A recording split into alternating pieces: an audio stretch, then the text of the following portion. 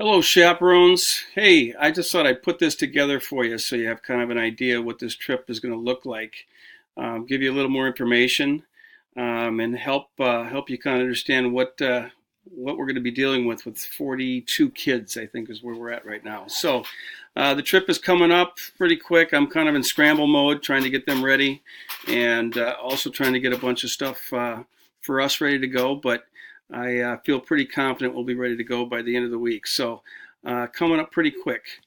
So here's what we've got here. Coming up, let's see if I can get this to move. There we go. Obviously, we got a long drive. Kids are all going to be in a school bus, and it's going to be kind of crazy with 42 kids on there and a trailer behind.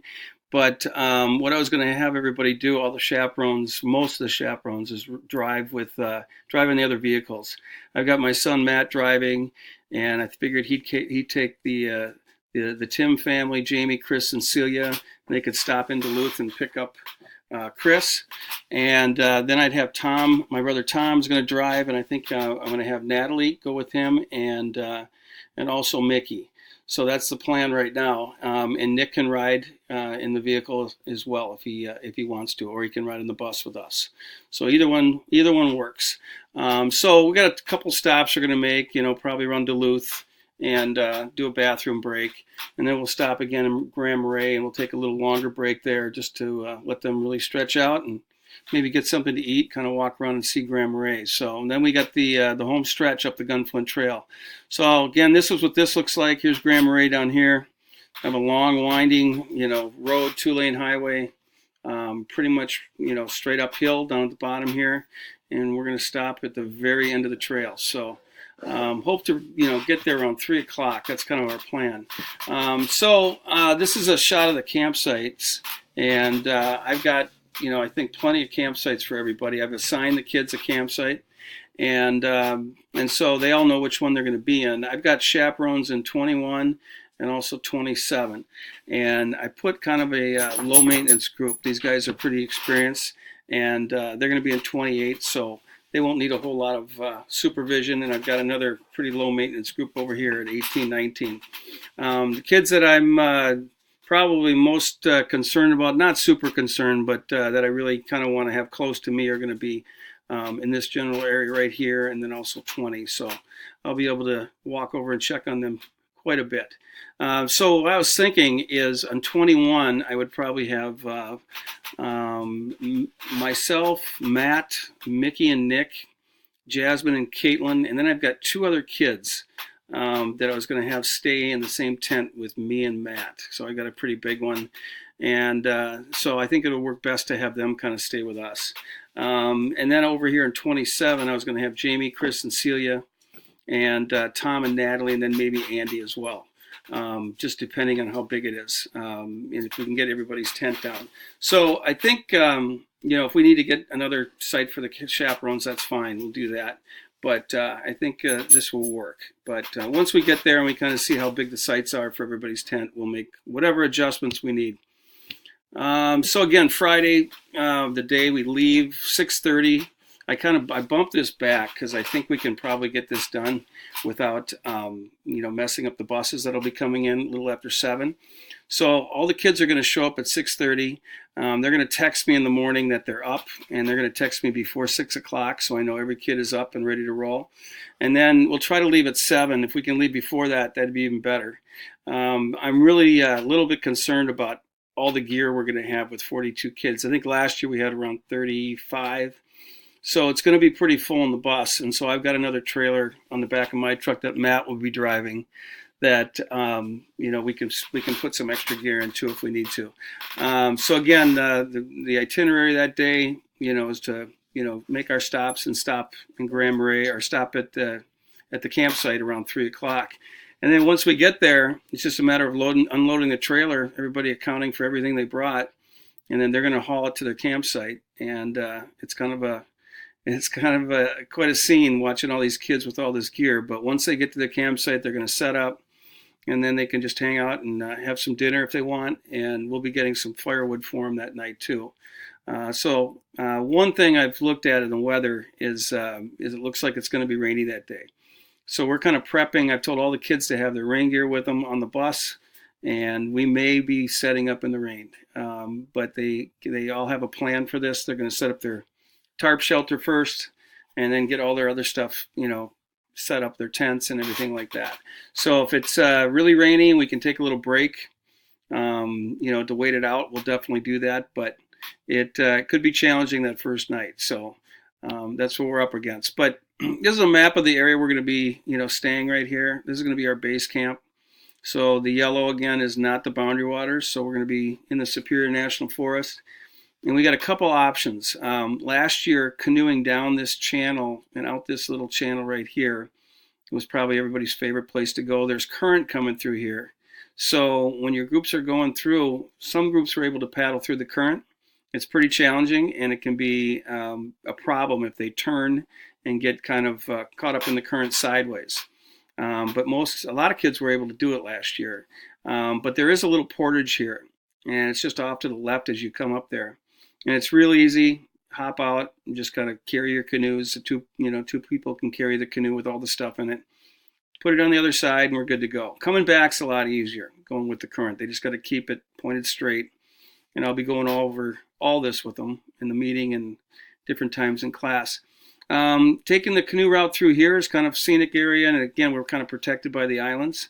So you got to be kind of careful. This isn't huge water, but it's big enough if the wind picks up. It could be challenging, especially going against the wind. But to get over here to this point right here, this is Palisade. It's kind of a cool place to check out. And we probably could only have maybe 2, maybe 3 groups at one time up there. And they really don't want us to kind of bunch up like that. So we kind of maybe want to stagger our visits over there. But it's a pretty scenic place, and the kids really liked that last year. This is a view from Palisade from up top on a real nice sunny day. And so it's worth it for the kids to go check it out. From the water, this is the facing. And so the kids basically just canoe around this corner, and there's a path that goes up, and I think it's right about here where that shot was taken from. So this is probably something every kid, in every group is going to want to check out. This is our outfitter, and that's down kind of as we pull in from the Gunflint Trail. And this is where we'll get our firewood, and everybody's going to have to come down here and get a paddle and a life jacket to start when you do your day trips.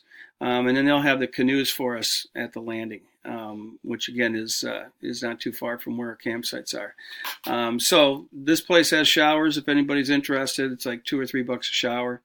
They got a little store there and a restaurant. So, but I've told the kids I really like you to kind of prepare all your meals yourself and bring everything you need rather than hanging out down here the whole time.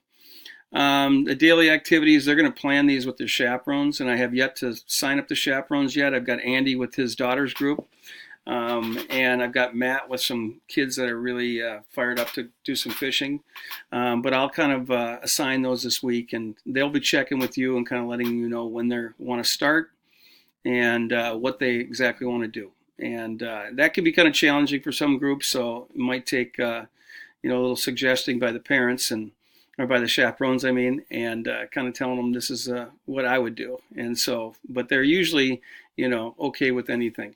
So some of the fishing we did last year, we caught some pretty big fish, and that's pretty fun for the kids. And if you're with any kids that are fishing and they catch any real big smallmouth bass like this, I encourage them to let them go because they're big females and they're spawning and they're really full of eggs. So those are good fish to let go.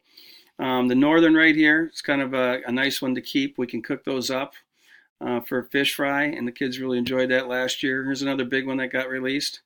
So some kids will be doing that, but definitely not all of them. I think maybe a third of them are going to want to do that. So we got at least one adult chaperone for every 6. We're actually even probably more like 1 of every 5. So the rule is when they're on the water, they're always with their chaperone. And in some cases, they may want to canoe out in front by the campgrounds, and that's fine if they want to do that as long as they stay close and they know where we're at. But I'd really rather have every kid, every group with their chaperone.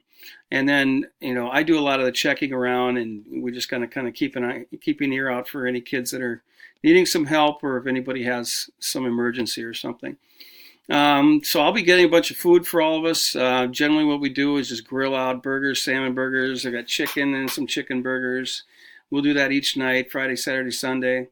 We got some other side dishes that we'll do. We'll do pancakes and one day and eggs and hash brown scramble for breakfast.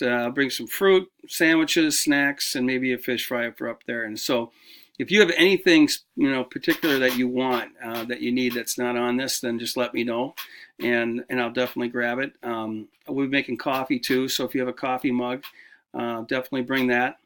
Let's see. So some of the rules I'll be going over. The big one, of course, is not using chemicals on the trip, and I'll deal with anybody that's doing this. I've never had any kids do it, so and I think I've got a really good group. So I don't think we have to worry about this, but we just definitely have to be aware of anybody that may be getting a little obnoxious and maybe needs to be checked a little closer. Again, I make so many rounds during these trips, so I always check on the kids and definitely look out for anybody that's acting, kind of strange. But again, haven't had this issue before with any of my kids, so we'll be okay there. We do a lot of class prep, so these kids should all know all these skills and everything. And again, they might need a little help, especially with their tarps and things like that. So if you see any kids that are struggling with that and you want to give them a hand, definitely feel free to jump right in. So the day we leave, we're going to get them up early, and we're going to try to pre-pack the trailer and anything else on the bus. So all they do when they wake up is take their tent down. Sunday's supposed to be a pretty nice day, so I think we'll be okay as far as not having to take down in rain. We'll make a couple stops on the way home. Quick stop in Grand Marais, and then also a stop in the Duluth area for lunch. Hopefully get back around 3 o'clock. So if you have any questions, definitely shoot me an email or give me a call. Here's my cell number. So you should all have that, and I'll definitely get all your cell numbers before we take off.